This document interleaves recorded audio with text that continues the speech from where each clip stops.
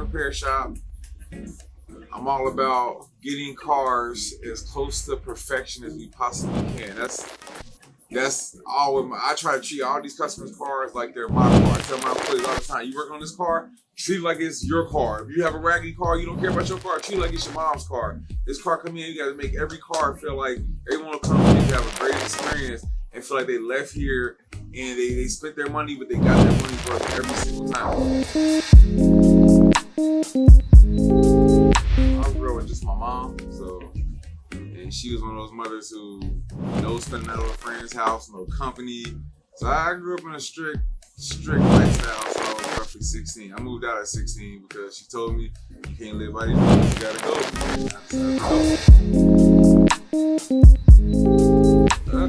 College felt like the only option at one point. Realized the streets or college in my head at a point in life. I went to UC because Miss Shear told me about the Cincinnati Pride Grant, and I was living on her couch at a point, and she basically, in so many words, told me, go to college and get in the dorm, or you gotta find somewhere else to go. So I went to school. Frank Kim helped me get into the dorms, and been rocking ever since. So I used to live a fake thug lifestyle, and I was with some of my friends who really lived that lifestyle, and they asked me for a ride somewhere, and we're riding down the street, and they see something they didn't like, so they said, hey, stop the car. Me, I didn't know what was going on, stop the car. They basically did a drive-by out of my car and shot at a group of people. Lucky no one got hurt, but the next day, I was a fake thug. I was working at Red Lobster, and on my lunch break, I said, I gotta find somewhere to change how this car looks, so I don't wanna go to jail or get retaliation. So I was riding around looking for a shop to change how my car looked. Rode down Galveston Road from Red Lobster, made a right on Rainy Road, saw a body shop right there, went in there, told him what was going on, and he took me under his wing, and I've been doing it ever since. Got to a point where I was working jobs, and I had a few bosses who kind of fired me because you could tell they were having a bad day, and I just got tired of people being in control of my financial destiny. So I just said, let's figure out a way where the harder I work, the more money I make, and no one can wake up and fire me. I'm gonna do my own thing. And in college, I already started an investment program where people were investing. I started selling cars a little bit. People were investing in me to buy cars with their money, turn their money into money that I made money with. So it just seemed like the next smart option was to do my own. The biggest hardship is finding good help. That's number one.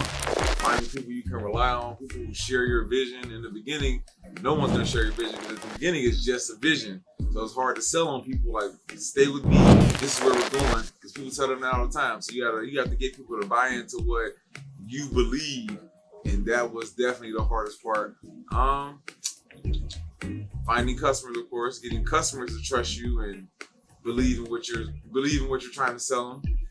Another hard shit. And just taking chances. When you start a business, you're gonna take losses in the beginning because you have to learn what works and what doesn't work. Constantly changing, constantly maneuvering, and doing things differently to find what works best for you and your company.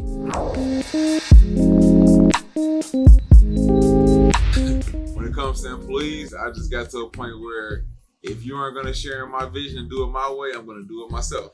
So for a long time, I was basically doing a lot of this work myself until people bought into what I was selling. And some of the hardships come with experience. You just have to go through it. Like, I have my employees to tell you right now, Kitu's always changing something because I'm always trying to find a better way to do something. So hardship may be that let's invest $20,000 into this machine of this way they say is doing the best. And that machine may not do anything it's advertised to do. So that's really a hardship when you're losing that 20 grand. But okay, I learned that this is not the way I want to do it. Let's try this way. Keep continuing to try new things and continuing to be innovative and trying to find the best way to make this stuff work. Don't be a product of your environment. No matter where you grew up, you don't have to remain there. You don't have to stay that way. You can always make a change. It's never too late to change. Get out, be a follower. Be your think for yourself. So I started a program that helps people basically give out $1,000 to people who want to start a business. Because I feel like in my mind, the key to economic freedom is property ownership or business ownership. That's how the harder you work in owning the business, the more money you're gonna make. You work at a company, you make $25 an hour.